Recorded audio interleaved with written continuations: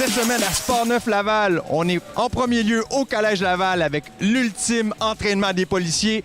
Et pour terminer, on se retrouve à la première compétition qui aura lieu à la Place Belle en patinage de vitesse. Êtes-vous prêts? Nous sommes prêts. Bonne émission.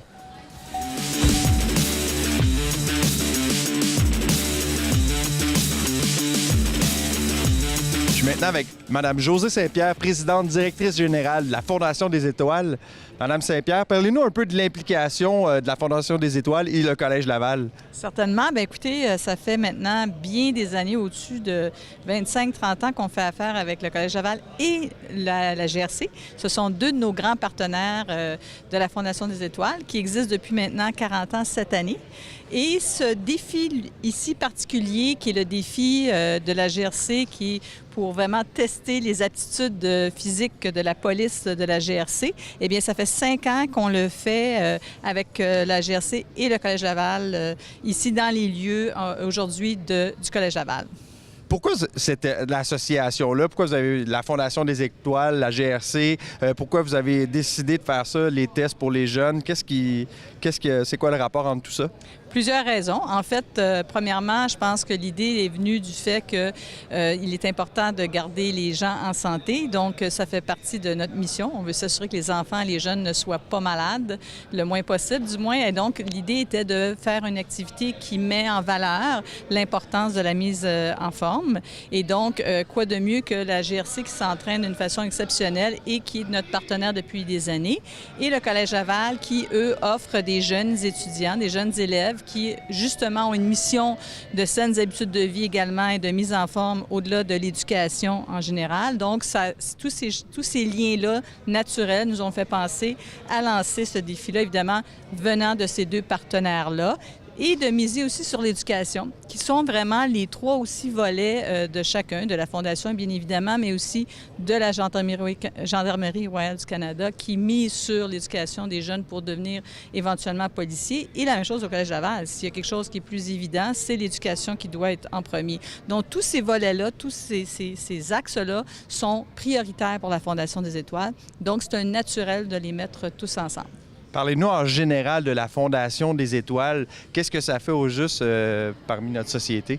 Eh bien, beaucoup de choses. En fait, la Fondation existe depuis 40 ans. Ce qu'elle fait, c'est qu'elle mise tout simplement sur la recherche chez les enfants et chez les adolescents. Donc, elle amasse des fonds pour remettre aux chercheurs du Québec émérites, qu'ils soient jeunes, étudiants, chercheurs, médecins ou gradués depuis bien des années.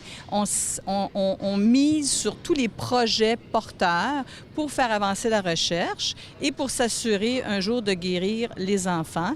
Et à ce jour, on a beaucoup de maladies qui ont diminué ou même ont été enrayées. Il y en a encore énormément qu'on doit investir, mais sachez que si on le fait dès le jeune âge, on a beaucoup plus de chances d'avoir une population qui est saine en vieillissant et qui peut vivre tout à fait heureux et en santé. Donc, c'est important d'investir auprès des enfants. Les enfants n'ont pas le droit d'être malades. La recherche, c'est l'espoir de la guérison. C'est vers là, c'est comme l'éducation. On se doit d'investir dans nos gens qui, justement, s'éduquent pour bien comprendre comment guérir les maladies. Donc, nous, on a mis sur la recherche. Il n'y a rien d'autre qu'on fait que sur les chercheurs, les médecins au Québec, qui, eux, travaillent en collaboration avec tous les autres chercheurs dans les grandes institutions, les 4 grands centres de recherche au Québec, ainsi que d'autres chercheurs indépendants. Et eux autres aussi vont chercher le national ou l'international comme collaboration, mais nous, on investit auprès de ces gens-là au Québec. Bien, je vous remercie beaucoup. Merci de votre implication. Merci à vous. Bonne journée.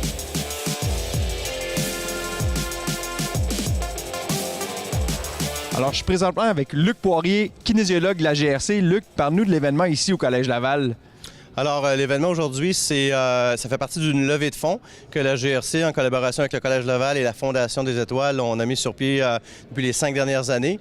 Et ce qu'on fait avec les jeunes aujourd'hui, c'est une modification du test physique de la GRC. Donc, le TAP, le test d'aptitude physique essentielle, c'est le même test que les gens qui joignent les rangs de la GRC ou que nos policiers vont faire tout au long de leur carrière. Est-ce que ça, c'est le test que les jeunes vont faire aujourd'hui? Les policiers le font une fois ou c'est quelque chose qu'ils doivent refaire à chaque année pour avoir leur standard de monsieur et madame police? On a, en fait, ce TAP-là, c'est le test général qu'on utilise pour l'embauche et durant toute la carrière. Les unités plus spécialisées ou qui ont des considérations plus physiques vont avoir d'autres types de tests plus spécialisés et plus exigeants. Celui-là, c'est le test standard que nos policiers continuent à faire tout au long de leur carrière. C'est quoi les modifications? Évidemment, j'imagine qu'il y a des choses que vous avez un peu modifiées pour l'adapter à des jeunes de secondaire 4. C'est quoi les grosses modifications apportées au test? En fait, le parcours qu'on voit ici va être répété 3 fois au lieu de 6 reprises. Et le contrôle, l'appareil qu'on va vérifier tout à l'heure de contrôle de foule ou d'altercation, on a réduit sensiblement les charges là, de 80 livres à 25. Donc, on réduit la charge, mais essentiellement, c'est le même travail quand même. Toi, ton travail en tant que kinésiologue à la GRC, oui, c'est évidemment de produire ces tests-là, mais est-ce que toi, tu fais un suivi avec les policiers, tu les entraînes au quotidien? Oui, bien en fait, à la GRC, partout au Canada et beaucoup ici à la Division C au Québec, on a un programme de conditionnement physique, de santé mieux-être en milieu de travail. Donc, on fait les tests, mais on s'occupe aussi des gymnases, des programmes d'entraînement, de la modification là, des comportements pour atteindre les standards de santé et de performance au travail. On va aller voir le parcours sous peu. Tu me dis que les gens doivent le faire 6 fois. C'est quoi le standard en 6 fois? Ils doivent le réaliser en combien de temps? En fait, le standard, c'est de parcourir une distance, là, le parcours, 6 fois, plus le contrôle de foule qui doit être fait en bas de 4 minutes. On sait que les tests physiques policiers ou les tâches policières sont souvent de nature très brève, mais plutôt intense. Donc, c'est pour ça que c'est un test qui est plutôt court, mais qui est surprenamment intense. Donc, le standard de réussite du TAP, c'est 4 minutes. Parfait. Bon, on va aller voir les ateliers. Tu vas nous expliquer un peu en quoi ça consiste. Parfait. Merci.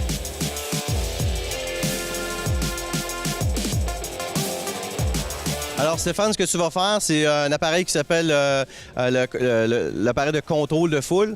Donc c'est un peu comme si tu avais un individu, une foule à repousser ou à contrôler. Tu vas placer tes pieds très loin, tu vas utiliser le poids de ton corps pour pousser là-dedans, pour amener ça jusqu'à la zone verte. Et pour démontrer du contrôle, tu vas te déplacer d'un côté à l'autre. Donc, c'est un appareil qui est assez standard dans les tests policiers. C'est la même chose qui revient dans les tests comme Nicolet, le test de l'Institut national de police du Québec. Alors, au TAP, on se déplace 6 fois. Donc, tu peux me ramener une dernière fois ici puis ramener ça au milieu. Tu déposes. Dépose ça ici. Et ce que tu auras à faire aussi, c'est utiliser les cordes pour tirer. Fait que tu utilises le poids de ton corps, fléchis les bras pour tirer, pour te démontrer un peu un contrôle comme si on avait les poignets de quelqu'un. Puis tu vas te déplacer d'un côté à l'autre, même chose. Évidemment, la charge est aussi adaptée, mais on utilise une résistance de 80 livres en poussée et en tirée. C'est la même chose, c'est 6 fois, 6 allers-retours. Et c'est ce qui vient boucler la boucle du TAP. Ça, c'est fait suite à la poursuite à pied qu'on va stimuler par la suite. Alors, je suis avec Yacine Elzain. Yacine, tu as fait ce matin le test. Parle-nous un peu de comment ça s'est déroulé. C'est bien déroulé. C'est une façon pour nous de se donner à son maximum puis de voir où est-ce qu'on est rendu par rapport à nous, comment on était au début puis après nos entraînements. Donc, c'est bien puis c'était vraiment le fun. Que tu dis par rapport au début, c'est quoi ça consiste? Oui, c'est les élèves de secondaire 4, vous ramassez des fonds pour la Fondation des Étoiles, mais vous avez un entraînement qui vous amène jusqu'à aujourd'hui. C'est quoi que vous faites comme entraînement? En gros, par semaine, on a 2 pratiques à faire. Un qui est obligatoire au collège avec les profs qui nous aident, qui nous font des entraînements pour nous, et un en dehors. On peut le faire au collège aussi, mais ou chez nous. Donc moi, c'est avec les pratiques de basket qui comptent aussi. Est-ce que tu trouves que cet entraînement-là t'a amélioré ta forme physique depuis un mois? Oui, je trouve que ça m'a amélioré mon endurance physique puis mon explosion pour aller plus vite. Est-ce que ça t'a donné le goût de devenir police? C'est sûr, ça reste une option, mais je suis indécis encore. Fait que qu'est-ce que tu vas faire pour nous avec Luc, le kinésiologue? Tu vas refaire le test et Luc va nous expliquer un peu toutes les étapes que tu as franchies ce matin. C'est bon. Merci. All right. Yacine, quand tu es prêt, 2, 3, hop, viens vers moi, contourne le cône, saute par-dessus le tapis de 5 pieds, monte, descend les marches et tu reviens par les escaliers. Ici, par-dessus, par-dessus, tu vas franchir la clôture, une chute contrôlée sur le ventre, tu te relèves, contourne le cône et voici ce que ça donne un tour. On en fait régulièrement 6. Alors, allons-y avec un policier. Les jeunes, t'es prêts dans 3, 2, 1. Ah, viens-t'en ici. On voit la différence avec les outils de travail. Même chose, tu montes, tu descends. Reviens par l'escalier. Ici, ici, ici. Hop, hop. Même chose, tu vas passer par-dessus la clôture. Chute sur le ventre. Tu te relèves, contourne le cône. Et voilà. Alors, on a la version étudiant et la version policier. Je suis avec M. Pierre Charette, directeur du niveau de secondaire 4. M. Charette, parlez-nous un peu de l'implication du Collège Laval et de la Fondation au fil du temps. Alors, le Collège Laval s'implique depuis presque 20 ans avec la Fondation pour ramasser des fonds pour la recherche sur les maladies infantiles. Depuis 20 ans, nous avons amassé tout près d'un demi-million de dollars dans diverses activités. Depuis 5 ans, c'est un défi que l'on fait avec les élèves de 4e secondaire, un défi sportif durant lequel ils doivent s'entraîner pendant 6 semaines et à la fin réaliser un défi sportif. Et une petite étape intermédiaire qu'on voit ici aujourd'hui qui est le TAP. Alors, le Collège s'implique avec la Fondation de cette façon-là. J'ai su qu'aujourd'hui, c'est une étape, mais il y a une autre étape un peu au mois de décembre que vous allez amener des élèves à faire d'autres tests physiques. Exactement. Au mois de décembre, on va amener les élèves à faire, tout près de 200 élèves, à faire un test physique qui dure à peu près 25 minutes, là, avec des étapes d'1 minute et des pauses de 30 secondes entre les étapes. C'est un test anaérobique dans lequel les jeunes vont faire des efforts physiques intenses pour une durée d'1 minute. Ils vont avoir une pause de 30 secondes et des efforts d'1 minute par la suite. Alors, ça va se faire au mois de décembre. Et puis pour les jeunes, pour avoir le droit de participer à ce défi-là, doivent avoir ramasser également un certain montant pour la Fondation des Étoiles, ce que nos 200 jeunes vont faire cette année. C'est 200 jeunes sur combien d'élèves que vous avez en secondaire 4? Alors, on a 400 jeunes, tout près de 400 jeunes en 4e secondaire. Donc, la moitié du niveau y participe de façon à faire le défi. Puis certains y participent également autour du défi en ramassant des fonds également. Tantôt, on parlait à un élève qui disait que, bon, vous avez quand même un suivi auprès de vos élèves pour être capable de faire ces tests-là au bout de la ligne. C'est quoi l'implication du personnel du Collège Laval pour ça aussi, pour aider les jeunes à performer au bout de la ligne? OK, alors les enseignants vont faire des entraînements le midi et le soir avec les jeunes. Et on a un groupe d'enseignants qui sont responsables des entraînements physiques pendant les 6 semaines. Alors, ils vont le midi faire un certain nombre d'entraînements. Ils vont également le soir faire un certain nombre d'entraînements durant la semaine. Nos jeunes sont obligés d'aller s'entraîner un minimum de 2 fois par semaine sur les entraînements de midi ou de soir avec nous ici et par la suite pour se préparer dans le but de faire le défi. Bien, merci beaucoup, puis en espérant que l'an prochain, ça va être 300 élèves qui vont vouloir participer. Oui, on espère toujours. Merci à vous également. Merci. Merci.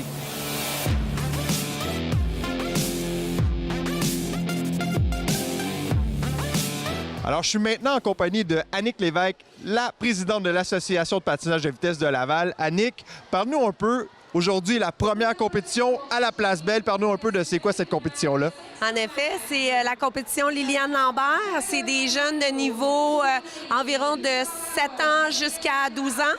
On avait 173 patineurs aujourd'hui qui ont compétitionné pour possiblement monter par la suite interrégional. Donc, on est très fiers, puis ça a super bien été pour nos jeunes de Laval. Déjà, 4 vont passer interrégional pour la prochaine compétition. C'est quoi un peu la différence entre organiser une compétition à un aréna Mike Bossy et dans la nouvelle Place Belle? Est-ce que c'est un peu plus facile? Oh mon Dieu, non! C'est plus grand, donc besoin de 2 fois plus de bénévoles. On avait 60 bénévoles aujourd'hui, donc ça prend beaucoup de coordination. Je vous dirais que ça nous a pris 1 mois environ là, pour préparer cette compétition-là. Donc, je tiens à remercier nos bénévoles, aussi nos commanditaires. On a eu plusieurs partenaires aujourd'hui, dont Patrick Morin, Anico, on a eu Course, Chomédé, donc tous des gens qui nous ont beaucoup aidés à faire que cette compétition-là soit un succès. Puis, maintenant. Ça fait combien d'années que cette compétition-là a lieu? À Laval, les Liliane Lambert, je vous dirais, là, ça doit faire au moins 40 ans. Ça va faire 40 ans qu'on existe, donc environ 40 ans là, qu'on fait des compétitions Liliane Lambert à Laval. Petite question quiz. Pourquoi le nom Liliane Lambert? Là, c'est une vraie question de quiz. De mémoire, c'est une ancienne patineuse, la mère de Nathalie Lambert. Merci à la personne qui nous a soufflé la réponse. Alors, ben, bon succès pour les prochaines compétitions, puis bonne année à la Place Belle. Merci beaucoup.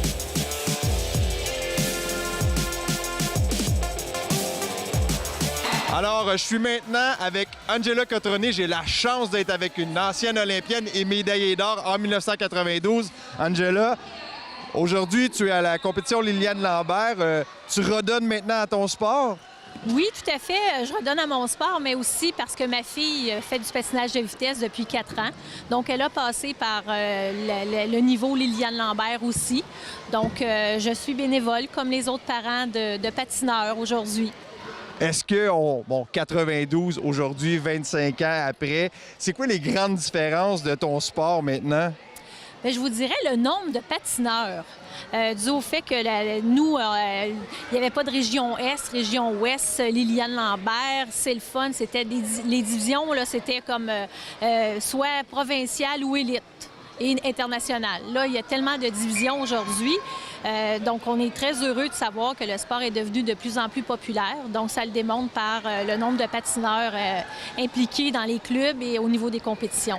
Le sport est devenu populaire un peu grâce à toi et votre génération. Parle-nous un peu de la nouvelle génération des patineurs de vitesse comparativement à vous. C'est quoi la grande différence de ces entraînements et puis les modes de compétition? Bien, vous voyez, déjà au niveau provincial, les jeunes qui ont 15, 16, 18 ans, déjà s'entraînent 6 jours semaine. Donc, c'est quand même assez intense comme entraînement, à 1h30 sur glace avec du hors-glace, entraînement d'été. Donc, je vous dirais que dans mon temps, il y a 25 ans, oui, on faisait du hors-glace, puis un petit peu d'entraînement hors-glace aussi, mais le niveau était beaucoup moins élevé qu'aujourd'hui, là. On voit que les jeunes prennent ça à cœur dès le jeune âge, même avec les Liliane Lambert, on voit déjà le potentiel de certains patineurs. Autre que bénévole, est-ce que ça t'a tenté de mettre tes patins puis devenir un entraîneur ou tu restes que bénévole à l'extérieur? Bien, je vous dirais, j'aime bien mon rôle de bénévole à l'extérieur. Il y a des super bons entraîneurs ici à Laval qui font très bien leur travail. C'est sûr que si ma fille accepte quelques petits conseils, je suis prête à lui donner, mais sans plus, sans pression. Donc, comme je vous dis, oui, peut-être un jour, peut-être, mais je vous dirais, là, à court terme, sûrement pas. Sûrement pas. Parlant de ça, avoir une fille qui fait le même sport que sa mère qui est championne olympique, est-ce que ta fille, comment elle prend ça? Est-ce qu'elle se met une certaine pression d'avoir le nom Cotroni? Peut-être que c'est le nom du papa, mais bon, est-ce que ça lui donne une certaine pression ou elle vit bien avec ça? Elle vit bien avec ça, puis je lui en mets pas du tout non plus, tant en pratique qu'en compétition. Je suis dans les estrades comme les autres parents. Puis comme je vous disais, je lui donne de petits conseils à l'occasion, mais en compétition, elle fait ses choses elle-même. Et puis les entraîneurs, comme je disais tantôt, font très bien leur travail. Donc, non, je pense pas qu'il y ait de pression de ma part, ça c'est certain. Puis je sens pas qu'elle a une pression non plus là, face à ça. Bien, merci, puis merci de renaître à votre sport. Oui, ça fait plaisir. Je vous remercie à vous aussi. Merci.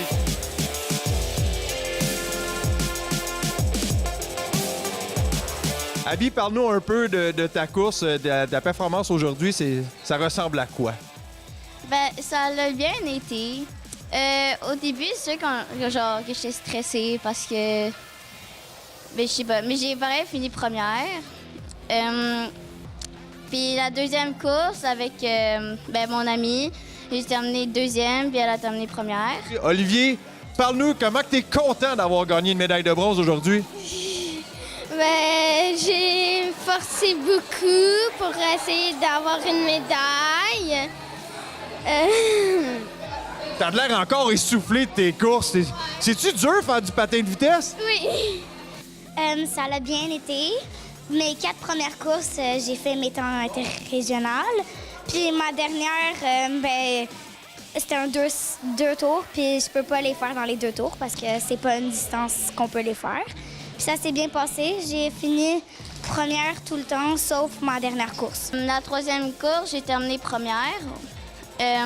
Puis la 4e course, ça a un petit peu mal été. Surtout dans des 400 puis dans des 500. Là, il faut que tu pousses fort, faut que tu ailles vite pour réussir. Fait que tu repars aujourd'hui avec 3 médailles d'or dans le coup. Non, 1 médaille d'or. Et là, tu me dis que tu as fini première dans toutes tes courses. Pourquoi là, tu n'as pas 3 médailles d'or? Explique-nous un peu c'est quoi la chose. Bien, dans le fond, mettons que je finis première une fois, mais toutes les autres fois, je finis 2e ou 3e. Mais mettons que je finis 2e toutes les fois, bien, je vais avoir la médaille d'argent. Mettons un 500, quand tu dis j'ai fait un 500, c'est combien de tours de glace? Il faut... 5 tours. Ouais. Parce que en tout, un tour, c'est 100 mètres. Ouais. T'es bon en mathématiques, hein? Parce que j'aime ça la vitesse, puis j'aime être sur la glace. Je trouve ça le fun. Avant de faire le patin de vitesse, j'ai choisi la gymnastique. Vu que j'aimais pas tellement ça, j'ai changé d'idée, puis j'ai pris le patin de vitesse parce que ça me tentait... ça me tentait de faire de la vitesse, ça me tentait d'aller plus souvent sur la patinoire. Bravo, puis bonne chance dans tes nouvelles compétitions interrégionales. Bonne chance dans tes prochaines compétitions, puis maintenant, on va savoir que c'est juste une médaille, pas un médaille, c'est ça? Bravo, félicitations. Bravo pour ta médaille aujourd'hui, puis bonne chance dans tes autres compétitions.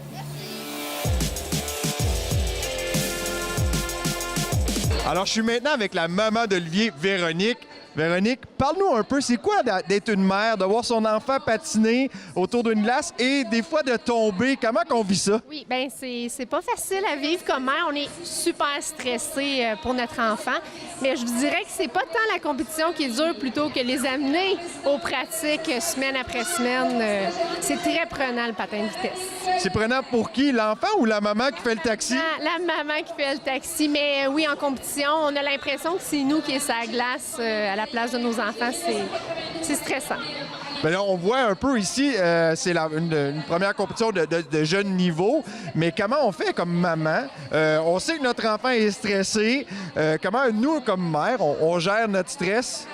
Bien, ça paraît pas, on lui dit pas du tout, mais on fait des blagues, on lui parle, on demande au coach de leur parler, mais non, moi, il sait pas que je suis stressée, je dis pas, parce que sinon... Là, ils viennent de l'apprendre. Oui, ils viennent de l'apprendre. Faut pas lui dire. Bien, merci beaucoup, puis bonne chance, en espérant que vous n'avez pas à avoir beaucoup trop de chutes de votre enfant. Non, aujourd'hui, ça a bien été, fait que c'est vraiment une belle journée pour lui. Merci beaucoup. Alors, je suis maintenant avec M. Yvon Tremblay, un officiel de niveau international, gagnant du prix de l'officiel de l'année l'an passé au Gala Sport Laval.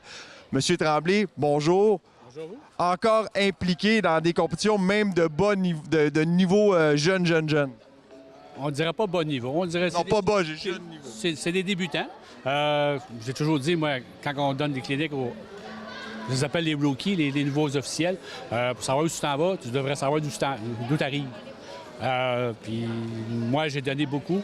On m'a donné beaucoup. C'est normal que je donne. Et aussi, qu'est-ce qui nous motive encore, après tant d'années, à vouloir être sur la glace, à donner de notre temps? L'amour du sport. La plupart des patineurs, si je suis chanceux, la santé est bonne, je vais les voir grandir, je vais les voir monter à des niveaux supérieurs. J'en ai vu beaucoup monter. Il y a eu Jade, que j'ai vu, elle était toute petite, Jade Quévillon. Sa sœur, Kyliane, qui est encore toute jeune et on espère qu'elle va atteindre des niveaux internationaux. C'est ce qui motive. Bien, merci beaucoup et bravo pour votre implication. Merci beaucoup. Merci. Alors, je suis maintenant avec 2 entraîneurs du club de patin de vitesse de Laval, Guillaume et Gabriel. Guillaume, Gabriel, parlez-nous un peu de votre implication auprès des jeunes de 8-12 ans dans le club. Comment une grosse application, on est en entraîneur, alors on était des personnes de ressources pour eux autres. Les enfants qui sont là en compétition, ils se fient beaucoup à nous. Si on n'est pas là pour eux autres, c'est un manque, ils vont peut-être manquer des fois de confiance. Alors au niveau technique, au niveau stratégie de course, on est là pour eux autres. On est là sur le bord de la bande, ils vont nous regarder si on manque la course, ils vont se sentir un petit peu moins en confiance. Alors on est vraiment quand même une grande importance pour eux autres. Autant aiguiser les lames, équipement, stratégie, feedback après une course. Alors nous, c'est vraiment ça l'implication qu'on a sur les jeunes pendant une compétition en patin de vitesse, vraiment. Vu qu'il y a pas mal tout répondu, toi... Il y a un point important, il y a le support moral aussi. On est là pour les jeunes. Après une course difficile, c'est vraiment important. Souvent, les parents, ils vont essayer de les dorloter. Mais nous, on va vraiment redorer les aspects qui ont bien performé, les points forts, etc. Ça, c'est vraiment un point important que les athlètes qui apprécient qu'on est là pour les soutenir. Là. J'imagine que vous êtes 2 anciens patineurs ou même encore patineurs. Qu'est-ce qui vous a amené vers le coaching? On va commencer par toi, Guillaume. Qu'est-ce qui m'a amené vers le coaching? C'était de partager ma passion du sport avec des enfants qui n'avaient pas encore toutes les connaissances, puis de partager mes connaissances avec des jeunes, puis m'impliquer. C'est vraiment quelque chose qui est intéressant, de voir des jeunes se développer grâce à tes conseils, grâce à tes connaissances, de s'améliorer. C'est vraiment le fun, c'est bien. Quelque chose à rajouter? Vraiment des excellents points que Guillaume m'a dit. J'ai patiné toute ma vie aussi, toute une bonne partie de ma vie. Alors oui, quand j'ai arrêté de patiner, j'avais déjà commencé à coacher. Puis moi, vraiment, de les voir le développement des jeunes, je suis des jeunes depuis vraiment longtemps dans le patin. Alors de voir la progression, je coach aussi haut niveau. Puis moi, j'aime vraiment ça, de les voir le développement, où ils sont rendus. Puis moi, c'est une fierté pour moi de les voir puis de les encadrer encore. Puis comme si je peux reprendre les points que Guillaume m'a dit, c'est une passion que j'ai depuis longtemps. Je transmets ma passion, je transmets les connaissances le plus que je peux possible. Alors, tout ce qu'il a dit, vraiment, je vais reprendre les points qu'il a dit, c'est vraiment des bons points, puis j'ai rien à rajouter de plus. On sait que le patin de vitesse au Canada, on est quand même un pays qui performe énormément. On a des excellents entraîneurs. C'est quoi votre aspiration, vous, en tant qu'entraîneur? Est-ce que c'est d'aller vers le centre Maurice Richard et de devenir entraîneur des équipes nationales? Je pense que Gabriel, c'est un de ses... Personnellement, je sais pas ce que l'avenir va me réserver. Présentement, je suis en train de faire un bac en éducation physique. Alors, moi, je te dirais que mes objectifs, vraiment, c'est plus au niveau de l'enseignement. Je veux terminer mon bac, je veux peut-être travailler plus dans le domaine de l'éducation après. Être entraîneur en chef de l'équipe nationale, on verra où ce que la vie nous mène, mais pour l'instant, c'est pas dans mes objectifs. Le rôle que j'ai présentement, c'est vraiment le rôle qui m'intéresse. Alors, d'être entraîneur au Centre régional de courte piste à Laval, je suis entraîneur assistant, puis j'adore ce que je fais présentement. Je suis avec les jeunes, je touche un peu à de tout, puis vraiment, je triple là-dedans présentement. Bien, bravo. Merci de votre implication. Puis j'espère que les jeunes savent profiter de votre expérience à vous deux. Ouais. Merci beaucoup.